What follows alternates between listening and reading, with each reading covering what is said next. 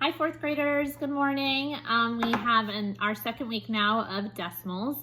So today I want to do a quick video lesson for you that shows how we can decide whether decimals are equivalent or not. And as a refresher, the word equivalent is what it sounds like, means equal to. So we're going to look at two decimals and we're going to decide whether those decimals have an equal value. So I'm going to show you first using a model how we can decide whether they are equivalent. I have a huge suggestion for you if you haven't already. During this decimal unit, it is going to be extremely beneficial for you to work with a place value mat.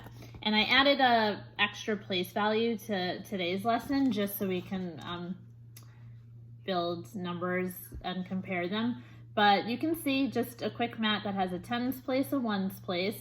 I always leave a place for my decimal point, and then I have my tenths, my hundredths, and then I added thousands, which you'll see in 5th grade, but you can always practice with it now if you'd like. In addition to that, I printed out a tenths grid, you can see there, a tenths grid and a hundredths grid. And this is a great grid to have on days like today when we're looking for equivalent decimals, or if you're ever going to be comparing decimals, and also for last week's lesson on illustrating decimals. So if you have access, this is a great one to also have for the next few lessons. And I always put them in sheet protectors so that I can reuse them over and over, and they turn into essentially a dry erase board. I can just wipe it right off. All right. So today's lesson, equivalent decimals. We are going to start by looking at two decimals. And this is also a great way to practice reading decimals. So we should not say R0.3. We now know how to read this as R3/10 and 30/100 equivalent. So I'm going to show you how I can determine that using my tenths and hundredths grid. So I'm going to first look at my tenths number, which is 3/10, and I'm going to come over to my tenths grid and shade 3 of them. So 1, 2, 3. Bear with me. Okay. So here, and right above it or under it, I'm going to write what decimal this represents. This is 3/10, okay? My whole was cut into 10 equal pieces. If I shade 3 of them, I have 3/10 shaded. So now I'm gonna move over to my hundredths grid, and they wanted to know if 3/10 was equivalent to 30/100. Well, I know that each one of these hundredths represents 1/100.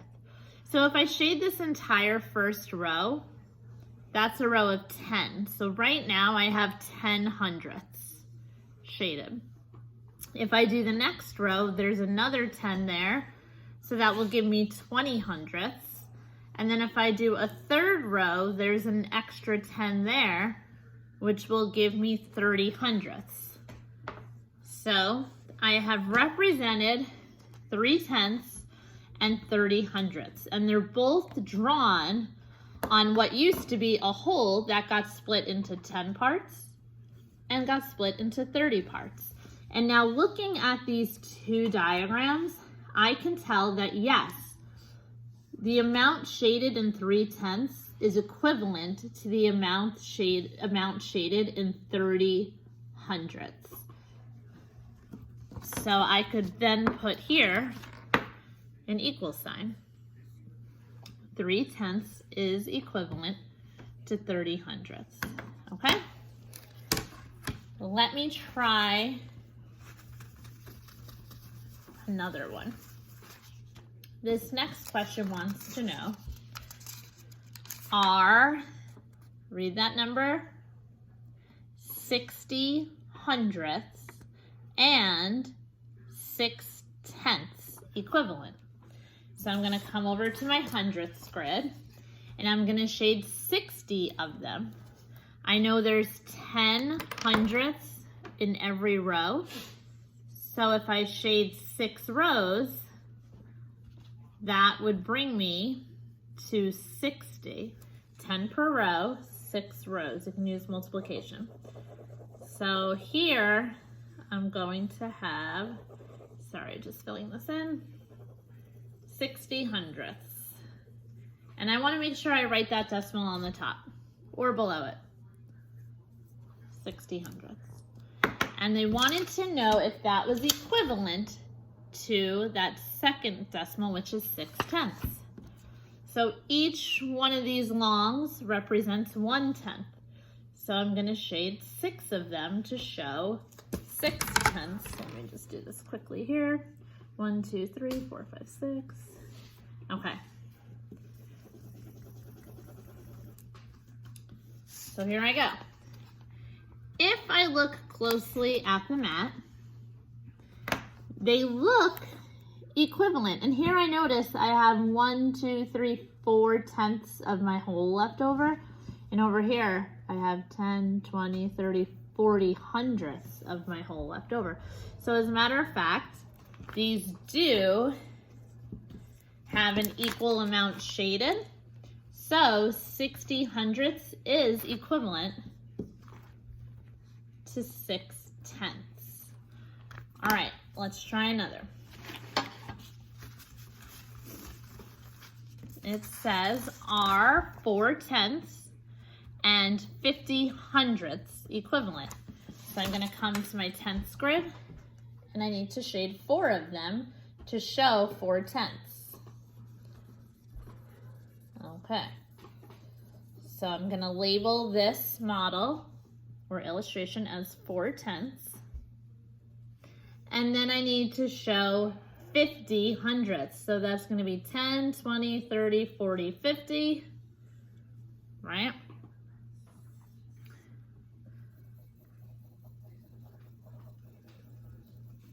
Okay. So now they look close. However, I'm noticing here I have 1, 2, 3, 4, 5, 6 tenths that haven't been shaded.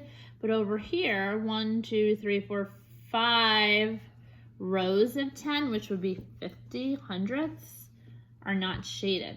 So this actually has less shaded than this hole, right? Which would mean that 4/10 and 50 hundredths are not equivalent because they don't shade an equal amount of the whole number, which would be your whole 1. 50 hundredths has 1 more row of 10 hundredths or 1 extra tenth shaded. All right. Now let's look at that with a place value mat. It's going to look a little bit different. When I want to compare on a place value mat, I'm going to go back to the questions that we just did. So are 3/10 and 30 hundredths equivalent? Well, let's see. I'm going to fill in, I like to just do 2 different color markers so I can clearly see, but I'm going to first write 3/10. So I don't have any ones, my decimal point, but I do have 3/10. And now it wants to know, is that equivalent to 30 hundredths? So underneath that, I don't have any ones. I have 3/10 and no hundredths in the number 30 hundredths. And now I'm going to ask myself something. Do my ones have the same value? Yes, 0. Do my tenths have the same value? Yes, they both have a value of 3. Now here's where it gets tricky. Do my hundredths have the same value? Well, over here it's telling me that I have a value of 0 in my hundredths, in 30 hundredths. For 3/10, there is no digit there. So if there's nothing there, there's no value. So what could I add there to show? What is the only digit that shows us no value? The digit 0. So I could put a 0 here to show you I don't have any hundredths in the number 3/10. And if I do that, it's very easy to see that these are the exact same values. all of the value lies in our tenths place here, and they both have a value of 3. So these two decimals, 3/10, that is equivalent to 30/100. Now let's take a look at the one that we saw was not equal, which were these two, 4/10 and 50/100. So I'm going to come over to my tenths. I don't have any ones, but I do have 4/10. Then my other one was 50/100. I don't have any ones. How many tenths do I have? 5. How many hundredths? None. Now let's look at these. Do I have an equivalent value in my ones place? Yes, no value, 0. Do I have an equivalent value in my tenths place? Well, in the number 4/10, this has a value of 4/10, where this, in 50/100, this digit has a value of 5/10. 4/10 is not equal to 5/10. So these two numbers, these decimals, cannot be equivalent because the value of the digits in the tenths place are not equivalent. Okay? Now, I'm going to do one other exercise here, and we're going to have to find an equivalent decimal. So here it says, write a decimal that is equivalent to 60/100. So if I had my grid to use, I would first draw 60/100. So this is 10, 20, 30, 40, 50, 60, right? And it's easy to actually just go over to my tenths grid and try to match that. Well, if I, instead of partitioning this into 100 pieces, equal pieces, if I just made them 6 equal pieces, what would this represent? Well, let's see, 1, 2, 3, 4, 5, 6. So 1, 2, 3, 4, 5, 6. There we go. So what number did I just represent with an illustration? 6/10. So 6/10 is equivalent to 60/100. Now on here, on my place value map, I can do the same. I first am going to represent the number they gave me. 60/100 they gave me. Now, what is the only place value here that shows it has a value? I don't have a value of anything in my ones. I don't have any kind of value in my hundredths. The only place value that has value is my tenths. So I'm going to match that. Tenths. Now, I can now show no value in others. So I could leave it like this and just read, that's terrible, sorry about that. Like that, a little bit neater. And I could read this as 6/10. I'm not gonna write this because that's the exact same number, 60/100, 60/100, but I could do this. That still shows value in my tenths of 6/10. But I just said I have no value in my ones, no value in my hundredths, just like this, but I'm also saying there's no value in my thousands. So I would read this as 600 thousandths is equivalent to 60 hundredths. So it's up to you, or you could just say 6/10 is equivalent. So try this one. Write a decimal that is equivalent to 5/10. So first, we'll try it with our hundreds and tenths grid. 5/10, I'll come to my tenths grid. 1, 2, 3, 4, 5, box it out. We have 5/10. And now if I want to match that, I can do it over here in my hundredths. 5/10 would be equivalent to how many hundredths? Let's see. I would shade that one. 1, 2, 3, 4, 5. I know there's 10 hundredths in every row. So it would be 10, 20, 30, 40, 50 hundredths. So 5/10 an equivalent decimal would be 50 hundredths equal. All right. If I wanted to use my place value mat, I would write the decimal they give me, 5/10. And now to find something equivalent, I know I have to have value in my tenths, right? But where else could I change place values? This is just the same exact number, 5/10 and 5/10. I want to show another number that is still equivalent, so I'm going to add a place value, but I can't put value in it. I'm going to add another place, but I'm not going to give it any value. So there, I just added a place with no value. What number is this?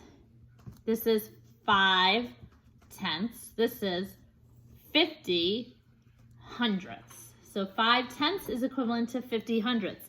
I could also say 5/10, no value in my hundredths, no value in my thousandths, and I could name this number 500 thousandths is also equivalent. All three of these numbers are equivalent. Okay, so that is how we can tell whether decimals are equivalent or not. This is going to be very easy for you if you're using some of these tools. Okay, if you're not using the tools, you might fall into a few more traps. Really quickly, I do want to show one trap. I see this question often, and I see kids get tricked all the time. I hope you're not going to get tricked. You might see a question like this, and let's try to read that. Are 7 hundredths and 7/10 equivalent? Let's see. 7 hundredths looks like this. 100th, 200th, 300th, 400th, 500th, 600th, 700th. Is that equivalent to 7/10? 1, 2, 3, 4, 5, 6, 7/10. There we go. Now, if you took the time to make this model, the answer is very obvious. These are not equivalent. 7/10 is much larger than 7 hundredths. But just looking at it, your eyes see similar digits, and sometimes it quickly wants to say, oh, they're equivalent. I see the same digits. But visually, we can prove that they're not equivalent. Let me show you how I can prove it on my place value mat. The first number was 7 hundredths, which looks like this. The next number is 7/10, which looks like this. My ones place for both numbers has no value. In 7 hundredths, I have no value in my tenths, but in 7/10, I have 7/10 of value. So you can see this is not equivalent. These two digits in this place are not equal. So 7 hundredths is not equivalent to 7/10, even though they use the same digits. Right? So be careful on those. There are some tricky trap ones out there. All right, do your best today. Work carefully. Use your maths and your grids. They will be a lifesaver for you. And I look forward to hearing about all your great work with decimals. And I'll see you guys again on Thursday with another video. Have a great day, Stewart School.